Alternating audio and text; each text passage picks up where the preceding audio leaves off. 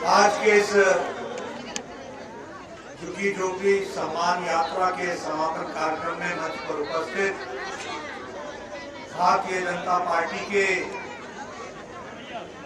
बहुत ही जुझारू और कर्मशील नौजवान अध्यक्ष श्री आदेश गुप्ता जी, विधानसभा में हमारे विपक्ष के नेता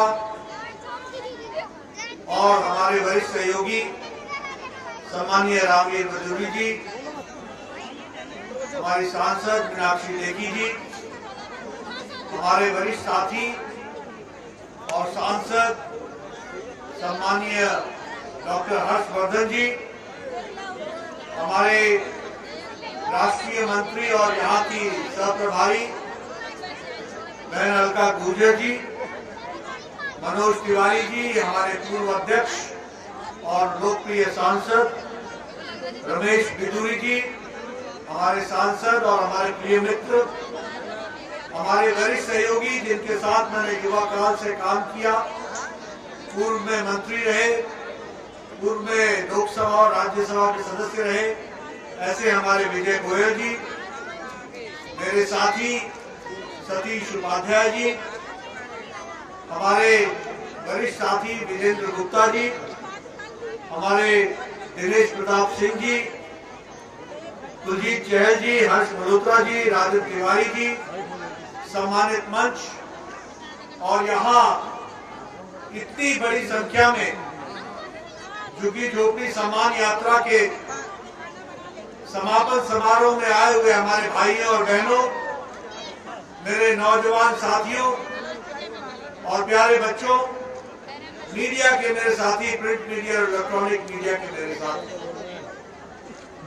आज मुझे सम्मान यात्रा में आने का मौका मिला है और जो मैं यहाँ पर इतनी बड़ी संख्या देख रहा हूँ, सारा मैदान इतनी रात गए, तिल रखने को भी जगह नहीं है, इतना भरा हुआ है।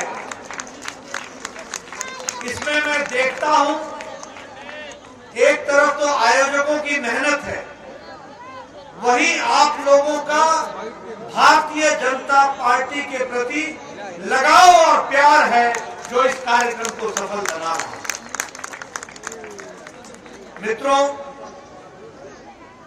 ये जो सम्मान यात्रा हो रही है और उसका समापन है, इसमें आप सब लोगों ने शिरकत की है, इसको अपना कार्यक्रम समझा है और मुझे खुशी है कि आयोजकों ने इस कार्यक्रम की रचना की। हमारे झुग्गी झोपड़ी बस्ती में रहने वाले भाइयों को सम्मान पूर्वक अच्छा जीवन जीने का हक और उसकी ताकत मिल सके, इसके लिए भारतीय जनता पार्टी प्रयासरत है और मुझे खुशी है कि जमीनी स्तर पर पार्टी ने उतरकर आपके साथ मिलकर जानकारी हासिल करते हुए एक उज्जवल दिल्ली, उसका भविष्य उज्जवल हो, वो अच्छे तरीके से जीवन यापन कर सके और सम्मान के साथ जी सके, इस कार्यक्रम को रूप देने का काम किया तो भारतीय जनता पार्टी ने किया और आप लोगों ने इसमें सहयोग किया, इसके लिए आपको मैं बधाई देता हूं। मित्रों, मुझे बताया गया है कि लगभग 31 विधानसभा में ऐसे कार्यक्रम हुए। मुझे यह भी बताया गया कि लगभग कोई 2-3 किलोमीटर की पद यात्राएं भी हुई, घर के साथ संपर्क भी हुआ, लाखों कार्यकर्ताओं के माध्यम से लाखों लोगों से जुड़ने का प्रयास हुआ। मुझे पूरा विश्वास है कि इस झुग्गी झोपड़ी सम्मान यात्रा के माध्यम से भारतीय जनता पार्टी आप लोगों का सहयोग लेते हुए निश्चित रूप से आपके जीवन में बदलाव लाने में एक सकल योगदान भारतीय जनता पार्टी करेगी, ऐसा मेरा विश्वास है। और मैं ये गौरव के साथ कह सकता हूं, बाकी पार्टियां तो राजनीति कर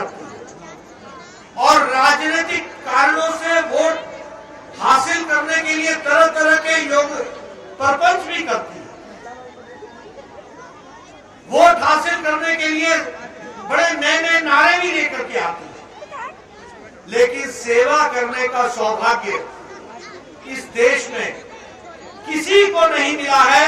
अगर ये सौभाग्य मिला है तो भारतीय जनता पार्टी को मिला है और उसके करोड़ों कार्यकर्ताओं को। और ये मैं कहने के लिए नहीं कह रहा हूं, किसी भी पार्टी की और किसी भी कार्यकर्ता की या किसी भी नेता की परीक्षा विपरीत समय में होती है। कोई भी राजनीतिक दल हो, वो विपत्ति काल में कैसे बिहेव करता है उस पर तय होता है कि वह आपके साथ कितना खड़ा है। और मुझे यहां आते हुए और आपके साथ बात करते हुए ये गौरव महसूस होता है कि जब कोरोना आया, जब लॉकडाउन लगा, जब सारी पार्टियां हाइबरनेशन में चली गई, कोई नेता नहीं दिखा, पार्टियां आइसोलेशन में चली गई, हाइबरनेशन में चली गई, कोई नहीं दिखा। उस समय भारतीय जनता पार्टी के करोड़ों कार्यकर्ता अपने जान को हथेली में लेकर के सेवा भाव से लगे और वो उस काम में जीते। भाई साहब, कांग्रेस के नेता, बाकी नेता ये सिर्फ ट्विटर हैंडल पर दिखते थे, ये लॉकडाउन के समय सिर्फ लैपटॉप के सामने वक्तव्य देते हुए दिखते थे, लेकिन कभी गरीब जनता की सेवा के लिए नहीं आए। मैं आपको बधाई देता हूं कि दिल्ली के कार्यकर्ताओं ने जब हमारी लेबर अपने अपने घरों को जाने के लिए आतुर हुई थी, तो यहां से बसों की व्यवस्था से लेकर चरण पादुकाएं तक देकर भोजन की व्यवस्था करते हुए उनको उत्तर प्रदेश से बिहार तक पहुंचाने का काम किया। तो भारतीय जनता पार्टी ने, हम लोग दूसरी पार्टी के नेताओं के तरीके से एक टेलीविजन का पूरा खुलवा लेकर के किसी राहगीर जो बेचारा पैदल चल रहा था उसको खड़ा करके ये नहीं पूछ रहे थे कि तुमको कैसा महसूस हो रहा है। हमारे कार्यकर्ता लाखों की संख्या में उनको रोककर बसों में बैठाकर उनको बिहार तक पहुंचाने का काम कर रहा था। तो भारतीय जनता पार्टी का कार्यकर्ता, बोली मैं सच बोल रहा हूं कि नहीं बोल रहा हूं? मैं सच बोल रहा हूं कि नहीं बोल रहा हूं? और बाकी नेता टीवी को लेकर के जाते थे, पूछते थे तुमको कैसा लग रहा है, और जिसको कहते हैं कि कटे पर नमक छिड़कना, आग में घी डालने का काम करना, ये काम विपक्षी दलों ने पकड़ा था और सेवा का भाव, मर्म का भाव, उनको प्यार देने का भाव काम किया। तो भारतीय जनता पार्टी ने, मित्रों, अगर मैं बात करूं तो कोई भी तरीके की कार्यक्रम हो, उस कार्यक्रम को हमारे प्रधानमंत्री नरेंद्र मोदी जी के नेतृत्व में इस देश को पूरी ताकत के साथ देने का काम किया। तो नरेंद्र मोदी जी की सरकार ने और नरेंद्र मोदी जी के नेतृत्व में। और फिर मैं ये कहने के लिए नहीं कह रहा, देखिए हमारा देश 130 करोड़ 136 करोड़ का देश है, और 136 करोड़ के देश को अगर किसी ने कोरोना से बचाने का काम किया तो वो नरेंद्र मोदी जी का नेतृत्व था, जिसने 136 करोड़ की जनता को बचाया। और फिर मैं कहने के लिए नहीं कह रहा हूं, आप याद कीजिए, अमेरिका स्वास्थ्य में हमसे ज्यादा सुदृढ़ और मजबूत था। सारा यूरोप, जर्मनी, इटली, फ्रांस, ये सब हमसे स्वास्थ्य में मजबूत थे, लेकिन ये फैसला नहीं कर पाए कि जान बचानी है कि आर्थिक स्थिति सुधारे रखनी है। ये फैसला नहीं कर पाए, और नतीजा क्या हुआ? कि ये हमसे ज्यादा मजबूत होने के बावजूद भी इनकी स्वास्थ्य सेवाएं लड़खड़ाती हुई दिखाई दी। ये मुसीबत में पड़ गए, लेकिन मोदी जी ने समय पर रह करके कहा जान है तो जहान है, इसलिए लॉकडाउन लगा करके देश को तैयार किया और 130 करोड़ की जनता को बचाते हुए, और जब हम तैयार हो गए कोरोना से लड़ने के लिए तो मोदी जी ने कहा जान भी है और जहान भी है, दोनों को संभाल करके आगे बढ़े। ये है अंतर, ये हमको समझना चाहिए। अब वैक्सीनेशन की बात कीजिए।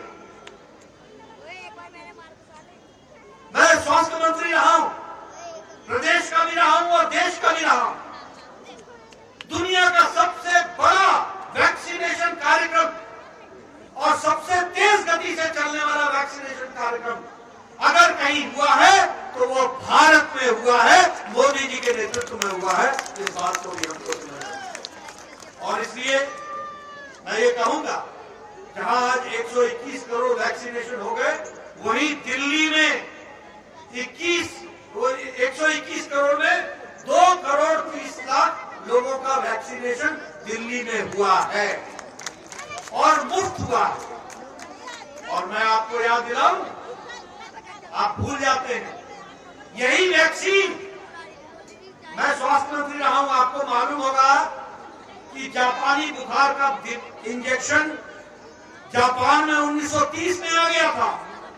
भारत में आने में 2006 को आया, जब योगी जी ने गोरखपुर में दिमागी बुखार जैपनीज इंसेफ्लाइटिस के लिए लड़ाई लड़ी, तब भारत में 2006 में वो इंजेक्शन आया। टेटनस का इंजेक्शन, ये इंजेक्शन 1948 में आ गया और भारत में टेटनस का यूनिवर्सल इम्यूनाइजेशन प्रोग्राम में 1978 में टेटनस हमको मिला। लेकिन जब कोरोना आया तो 26 जनवरी को पहला केस आया था भारत में और 16 अप्रैल को प्रधानमंत्री जी ने टास्क फोर्स बना करके वैक्सीनेशन का कार्यक्रम शुरू किया और 9 महीने के अंदर एक नहीं 2 वैक्सीन भारत को दी गए। इस बात को आपको समझना है। और उस समय क्या कहा हमारे विपक्ष के नेताओं ने, ये वैक्सीन अच्छी नहीं है, इसका ट्रायल नहीं हुआ है, इसको लगाने से दिक्कत होगी। किसी ने कहा ये मोदी वैक्सीन है, किसी ने कहा ये बीजेपी वैक्सीन है। आजकल मैं संसद में पूछता हूं कैसी लगी मोदी टीका, लगा लिया? हाँ, लगाना तो था ही। मैंने कहा आपने जितना देश का नुकसान किया, आपने देश के लोगों को बरगलाया, गरीब लोगों के मन में संशय पैदा किया, आपने जान के साथ देश के साथ एक तरीके से नुकसान पहुंचाने का काम किया। वही भारतीय जनता पार्टी मोदी जी के नेतृत्व में वैक्सीनेशन के लिए जुट गई और एक एक व्यक्ति को वैक्सीनेशन मुफ्त कराने का काम किया। तो भारतीय जनता पार्टी, यही केजरीवाल जी से बोलते थे मैं वैक्सीन खुद खरीद लूंगा, हमें इजाजत दो, हमें इजाजत दो। अब कहना नहीं चाहिए, लेकिन किसी को हींग की गड्डी मिल जाए, वो कंसाली बन जाए तो बात अलग है। हम खरीदेंगे, हम खरीदेंगे। मोदी जी ने कहा ले लो, ले लो। 10 दिन में लौट के आ गए, यू टर्न, एवॉल्व टर्न। नहीं नहीं, आप भी दिलाओ, आप भी दिलाओ और मुफ्त दिलाओ, मुफ्त दिलाओ। ये मोदी जी है जिन्होंने कहा कि 21 जून से सबको मुफ्त टीका लगेगा और 121 करोड़ लोगों को टीका लगा। ये हम लोगों को ध्यान रखना है। 121 हमारे डोज लग चुके हैं, इसको हमको ध्यान रखना है। वर्ल्ड का सबसे बड़ा टीकाकरण, ये परिवर्तन है, ये नेतृत्व है। इस नेतृत्व के नेतृत्व में हम सब लोग चल करके आगे बढ़ने का काम कर रहे हैं। मित्रों, सारी दुनिया में कोरोना की लड़ाई सरकार ने लड़ी, चाहे वो अमेरिका की सरकार थी, चाहे यूरोप की सरकार थी, चाहे ब्राजील की सरकार थी, सब जगह सरकार ने लड़ी। लेकिन मोदी जी ने कोरोना की लड़ाई सरकार के साथ साथ समाज को साथ लेकर के ये लड़ाई लड़ी। इस बात को आप याद करो, आप याद करो, कभी ताली बजाओ, कभी थाली बजाओ, कभी दिया जलाओ, सबको साथ लेकर के चलना। अब हमारे विपक्ष के नेता को लगता था थाली क्यों बजा रहे, ताली क्यों बजा रहे? अरे तुमको क्या समझ में आएगा, ये भारत देश है, ये 130 करोड़ का देश है, इसको जगाना आना चाहिए और मोदी जी को जगाना। महामारी आई थी तो बीमारी से ज्यादा लोग भूखमरी से मर गए। 100 साल पहले जब भारत में ये महामारी आई तो बीमारी से ज्यादा लोग भूखमरी से मर गए और प्रधानमंत्री मोदी जी ने कहा भारत में कोई भी भूखा पेट नहीं सोएगा। इसलिए मार्च महीने 2020 से प्रधानमंत्री गरीब कल्याण अन्न योजना के तहत 5 किलो गेहूं या 5 किलो चावल, 1 किलो दाल, नमक और तेल की व्यवस्था की गई और ये छठ के तक की गई और इस साल भी छठ तक की गई। और अभी पिछले कैबिनेट में प्रधानमंत्री जी ने प्रधानमंत्री गरीब कल्याण अन्न योजना को 2022 के मार्च तक मुफ्त देने का तय किया है। बताइए राशन मिल रहा है कि नहीं मिल रहा है? मिल रहा है कि नहीं मिल रहा है? पीछे से मेरे को आवाज चाहिए, राशन मिल रहा है? और हमारे यहाँ कई लोग होते हैं वो छापा मारना जानते हैं। कई लोगों ने क्या किया कि मोदी जी का राशन और अपना फोटो लगा करके आगे बढ़ाना शुरू, ये काम भी पकड़ लिया। लेकिन हमने कहा चलो देर आए दुरुस्त आए, मोदी जी के नाम पर कम से कम आपने राशन बांटना तो शुरू किया, ये आपको अकल तो आई। लेकिन प्रधानमंत्री गरीब कल्याण अन्न योजना के तहत ये काम किया। प्रधानमंत्री आत्मनिर्भर कार्यक्रम, इसके तहत 20 लाख करोड़ रुपए खर्च किए जा रहे हैं। दिल्ली में भी उद्यमियों को इसके लिए प्रशिक्षण दिया जा रहा है। इसी के तहत एग्रीकल्चर में लोगों को 1 लाख करोड़ रुपए के माध्यम से एग्रीकल्चर फार्म के लिए काम चल रहा है। एमएसएमई सेक्टर में लोगों को सॉफ्ट लोन मिल रहे हैं ताकि वो अपना जीवन को यापन कर सके। स्वनिधि योजना के तहत कोशिश हुई है कि हमारे रेडी वाले उनको 10,000 रुपए की व्यवस्था की जाए और रेडी के ताकि वो अपना जीवन यापन कर सके। और स्ट्रीट वेंडर्स के लिए 50 लाख लोगों के लिए 10,000 रुपए की व्यवस्था की गई ताकि वह अपना जीवन यापन कर सके। ये स्वनिधि योजना। हमारे गरीब लोगों के लिए ई श्रम कार्ड। अब ये ई श्रम कार्ड क्या है? अगर कोई लेबर काम करती है तो उस लेबर का पैसा बिचौलिया नहीं खाएगा, वो ई श्रम कार्ड के तहत सीधे उसके खाते में जाएगा और खाते में ही दिया गया पैसा वही मालिक के लिए मंजूर होगा। इस तरीके की व्यवस्था ये ई श्रम card, one nation one ration card. हमारे बहुत से लोग बिहार से आते हैं। मुझे अभी हमारे दिनेश जी, मैं नाम ठीक ले रहा हूँ, दिनेश जी ने अभी मुझे बताया और उन्होंने बहुत भोजपुरी में बात की और कहा कि समझ आ रहा है कि नहीं आ रहा है। मुझे खुशी हुई, मुझे थोड़े मगही और थोड़ी सी भोजपुरी सुनने का सौभाग्य मिला। तो उन्होंने कहा कि आप लोगों के लिए मोदी जी ने व्यवस्था की है। अब क्या व्यवस्था की है कि अगर आपका राशन कार्ड मोतिहारी का भी होगा तो भी आपको दिल्ली में राशन मिलेगा। One nation one ration card ये व्यवस्था की। उसी तरीके से जन औषधि, इस कार्यक्रम को हम लोग को लॉन्च करने का मौका मिला। ये ब्रांडेड दवाई जो होती है वो ब्रांडेड दवाई बिना ब्रांड के 90% सस्ती मिल रही है और इसकी मिलने की व्यवस्था की गई। तो इसको भी हमको ध्यान रखना है। लेकिन मुझे दुख के साथ कहना पड़ता है, अब अगर योजनाओं की बात करूं, उजाला योजना, उज्ज्वला योजना, हमारे सब लोगों ने बातचीत की है। अब जनधन खाता खुलवाया और यहाँ आपके दिल्ली में 7 करोड़ 30 लाख लोगों का जनधन खाता खुला। अब जब जनधन खाता खुल रहा था तो विपक्ष मजाक उड़ा रहा था कि कि मोदी जी तो लाल किले के प्राचीर से खड़े होकर के खाता खुलवा रहे हैं। उनको मालूम नहीं था कि मोदी जी की दूरदृष्टि है, और वो दूरदृष्टि का नतीजा रहा कि जब कोरोना आया और सब जगह लॉकडाउन था, तो 20 करोड़ बहनों के खाते में 500 रुपए पहुंचाने का काम यही जनधन खाते से किया गया। ये हमको ध्यान रखना है। न पोस्टमैन, न मनी ऑर्डर, न पोस्ट ऑफिस, सीधे फाइनेंस मिनिस्ट्री से और सीधे बैंक से पैसा बहनों के, और छोटा मोटा आंकड़ा नहीं है, 20 करोड़ बहनों को 3 महीने के लिए 500 रुपए पहुंचाए गए, इसकी व्यवस्था की। ये इसको भी हमको ध्यान में रखना चाहिए। उज्ज्वला योजना 8 करोड़ गैस बांटे गए, और यहाँ पर मुझे बताया गया कि 73 लोगों को गैस, 73 लाख लोगों को गैस बांटा गया। यानी महिलाओं का सशक्तिकरण। ये महिलाएं पहले किरोसिन तेल के लिए लगती थी, स्टोव जलाना है, पता नहीं कहां से किरोसिन तेल आती, आज उनको गैस का सिलेंडर मुहैया कराया गया है। उनके पतिदेव फैक्ट्री में काम करने के लिए जाते हैं तो 5 मिनट के अंदर चाय बना करके देती है और आधे घंटे के अंदर भोजन बना करके देती है। यह महिला सशक्तिकरण होता है, इसको भी हमको समझना है। अगर हम बात करें सौभाग्य योजना की, तो लगभग हमारे यहाँ 2 करोड़ 81 लाख लोगों के घरों में बिजली पहुंचाने का काम हुआ, और दिल्ली में भी ये काम को आगे बढ़ाया गया।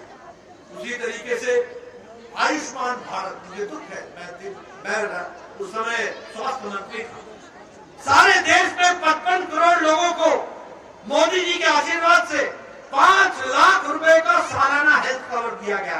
5 लाख लोगों, 55 करोड़ लोगों को 5 लाख का हेल्थ कवर। ये दुनिया का सबसे बड़ा हेल्थ कवरेज है।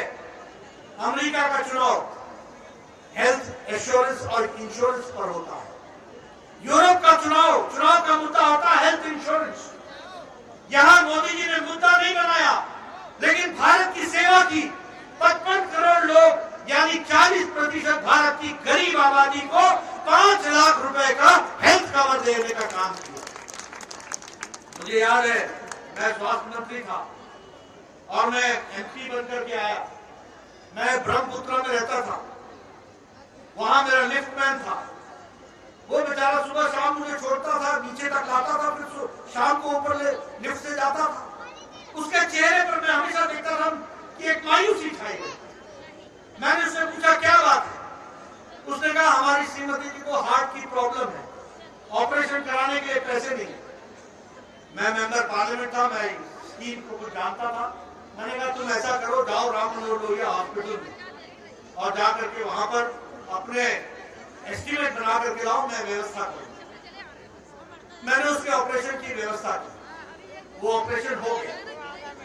जब वो मेरे से मिलने आया तो उसकी आंखों में जो मैं एक जिसको कहता हूं कि दर्द और एक प्यार जो मैं देख रहा था, मुझे एहसास हो रहा था कि एक आम गरीब आदमी का जीवन कितना मुश्किल है। इस बात को मेरे को समझ में आ रहा। और जब मैं स्वास्थ्य मंत्री बना, मोदी जी का आशीर्वाद मिला, 55 करोड़ लोगों को, कौन है ये 55 करोड़ लोग? रिक्शा वाला, ठेला वाला, रेड़ी वाला, फेरी वाला, रैक पिकर, बाल काटने वाला, ऐसे लोगों को बाई प्रोफेशन, जाति से नहीं, बाई प्रोफेशन 55 करोड़ लोगों को, 10 करोड़ 74 लाख परिवारों को 5 लाख रुपए का हेल्थ कवर दिया गया। और मुझे संतोष हुआ कि मुझे भी इसमें शामिल होने का मौका मिला और मुझे भी इस काम को करने का और रूप देने का मौका मिला। मैं उस समय केजरीवाल साहब को मैंने कहा, केजरीवाल साहब अपना ईगो मत लाओ, अपना अहम मत लाओ, दिल्ली की जनता के साथ अन्याय मत करो। उस समय 55 करोड़ लोग थे, आज लगभग 55 लाख लोग थे, आज लगभग 70 लाख लोग हो गए हैं ऐसे जिनको आयुष्मान भारत का कार्ड दिल्ली में मिलना चाहिए, वो नहीं दे रहे हैं। तो ये काम और ये गरीबों के बीच में रोड़ा काटने का काम और रोड़े की तरीके से खुद खड़े होने का काम अगर किसी ने पकड़ा है तो अरविंद केजरीवाल ने पकड़ा है और उनकी सरकार ने पकड़ा है। मुझे दुख है। मैंने कहा क्या करते हो, क्यों करते हो? इन गरीब लोगों ने तुम्हारा क्या बिगाड़ा है? क्यों ऐसे कर रहे हो? भारत सरकार देने के लिए आतुर है, 5 लाख रुपए का सालाना गोल्डन कार्ड देने के लिए आतुर है, और 55 लाख लोगों यहाँ के दिल्ली से वंचित हो जाए। ये मैं चाहूंगा कि आप झुग्गी झोपड़ी में रहने वाले लोग घर घर में जाके बताइए कि ये जो लोगों के बीच में बातें करते हैं, ये केजरीवाल की सरकार ये लोगों के हित में नहीं, लोगों के विरोध में काम करती है, और आयुष्मान भारत इसका जीता जागता तस्वीर। अभी रामवीर बिंदुरी की बात कर रहे थे प्रधानमंत्री आवास योजना के बारे में। प्रधानमंत्री आवास योजना, जहाँ आवास ना आए, क्या आप चाहते हैं कि यहाँ प्रधानमंत्री के पक्के मकान ना आए? आप चाहते हैं क्या? आप चाहते हैं ना कि आवास बने? अगर आप आवास चाहते हैं तो याद रखिएगा कि आशीर्वाद देना तो भारतीय जनता पार्टी के कमल को निशान को देना, तो बात को आपको ध्यान रखिए। मित्रों, वैसे तो हमारे सभी लोगों ने बहुत सी चर्चाएं की है, पर मैं एक बात जरूर कहना चाहूंगा कि आम गरीब आदमी की तस्वीर और तकदीर बदलने का काम जब जब हुआ है तो उस प्रदेश में हुआ है जहां भारतीय जनता पार्टी की सरकार है, और केंद्र में तब हुआ है जब एनडीए की सरकार रही, और मोदी जी की सरकार में तो यश बहुत तीव्र गति से आगे बढ़ा।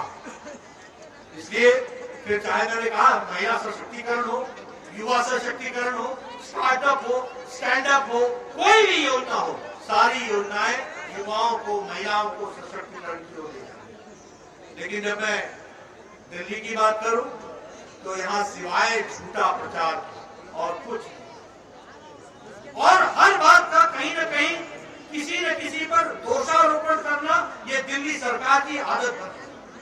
अपने ऊपर नहीं लेना, जो काम नहीं हुआ केंद्र सरकार ने नहीं किया, और जो काम हो गया किया मोदी जी ने, अपनी तस्वीर चिपका के आगे बढ़ा दिया। यही काम पकड़ा हुआ और कोई काम नहीं। Advertisement advertisement advertisement. 60 करोड़ रुपए का 60,000 करोड़ रुपीस ये खर्च हो रहे हैं। 60,000 करोड़ रुपीस ये जल निगम का लोन है 2015 से। सीएजी ने 23 चिट्ठियां लिख चुकी है। सीएजी कैग कोई जवाब नहीं। संवैधानिक इंस्टीट्यूशंस का डिसरिस्पेक्ट करना, संवैधानिक इंस्टीट्यूशंस का अपमान करना, उनका अवमानना करना, यह दिल्ली सरकार की रिवायत है। और अगर मैं बात करूं, कहते थे यहाँ पर टैंकर माफिया हम समाप्त करेंगे, कहते थे टैंकर माफिया समाप्त हो गया क्या? हुआ क्या? दुगने टैंकर चलने लगे हैं, दुगने, डबल। और पानी का क्या क्वालिटी है ये आपको मालूम है। एक तरफ मोदी जी जल मिशन के तहत, हर घर जल के तहत, लाहौल स्पीति के आप जिसको कहते हैं माउंटेन के रेगिस्तान, वहां पर भी पानी घर घर पहुंचाने का संकल्प पूरा करते हैं। वहां दिल्ली में लोगों को पानी नसीहत नहीं होती है। ये केजरीवाल की सरकार आकर के बताइए, ऐसी सरकार को रहने का हक है क्या? ऐसी सरकार को रहने का हक है क्या? याद रखना, प्रजातंत्र में उंगली का बहुत महत्व होता है। समय पर बटन दबाना और कमर दबाना, इस बात को हमेशा ध्यान रखना।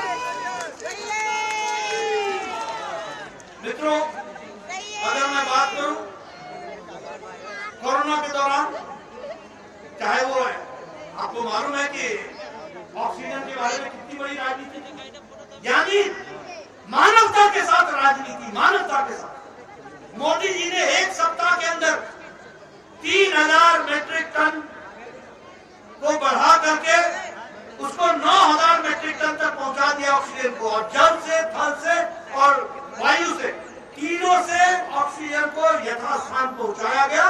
और पीएम केयर फंड में पीएसए के प्लांट लगाने का काम तीव्र गति से चला, ये हम जानते हैं।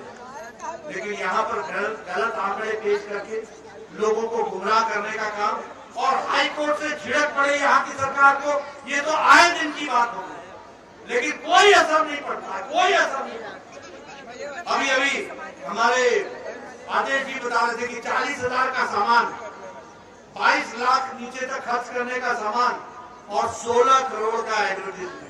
16 करोड़ का है। ये देखो ये क्या खेल, और ये 16 करोड़ किसके हैं? क्या केजरीवाल जी अपने पॉकेट से दे रहे हैं? नहीं, ये आम गरीब आदमी का टैक्स है।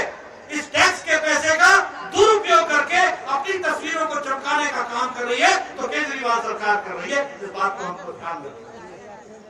झूठा प्रचार हर तरीके से, जिसको बोलते हैं कि शुगर कोटेड तरीके से चीजों को रखने का प्रयास, और अंदर क्या सच्चाई है वो आप सब लोग जानते हैं। मित्रों, हम लोगों ने जिस बात को कहा है उसको हम अक्षरशः पूरा करने के लिए प्रयासरत है, और उसको हम पूरा करेंगे, ये हमारा कमिटमेंट है। आज चूंकि सम्मान यात्रा के तहत इसके समापन कार्यक्रम में मुझे आने का सौभाग्य मिला, मैं ज्यादा ना बोलता हुआ, क्योंकि आप सब लोग बहुत देर से आए हुए हैं, आपको मैं ज्यादा रोकूंगा नहीं। माताओं बहनों ने जाकर के घर में परिवार के लिए भोजन भी बनाना है, और हमको कम से कम परिवार की चिंता तो करनी चाहिए, इसलिए मैं आपके बीच में ज्यादा समय नहीं रहूंगा। लेकिन यह जरूर कहना चाहता हूँ कि यह कार्यक्रम का समापन हो सकता है, भारतीय जनता पार्टी का सेवा का कार्यक्रम का समापन नहीं है। हम निरंतर आपकी सेवा करते रहेंगे, हम निरंतर आपके साथ खड़े रहेंगे, और राजनीतिक कारणों से नहीं, देश सेवा लेकर के दिल्ली का नागरिक सम्मान के साथ जी सके, एक हंसती खेलती दिल्ली आगे बढ़े, इस बात को लेकर के हम काम कर सके। और मुझे फिर से मैं आदेश गुप्ता और उनकी टीम और भारतीय जनता पार्टी के लाखों कार्यकर्ताओं को धन्यवाद देता हूँ, जिन्होंने इस कार्यक्रम को अच्छे से रचा, आप तक पहुँचने का प्रयास किया है। मैं भी कोशिश करूंगा आप तक पहुँचूं और आपकी समस्याओं को जानूं, और उसका निराकार करने के लिए, निवारण करने के लिए हम सब लोग अपना योगदान करेंगे। आपने मेरी बात सुनी, आपका बहुत बहुत धन्यवाद। नमस्कार, मैं हूं मानक गुप्ता। अगर आपको हमारा ये वीडियो पसंद आया हो तो इसे लाइक और शेयर जरूर करें, और हाँ, हमें सब्सक्राइब और फॉलो करना ना भूलें, ताकि आप देश और दुनिया की कोई खबर मिस ना करें। तो जुड़े रहिए हमारे साथ और देखते रहिए News 24।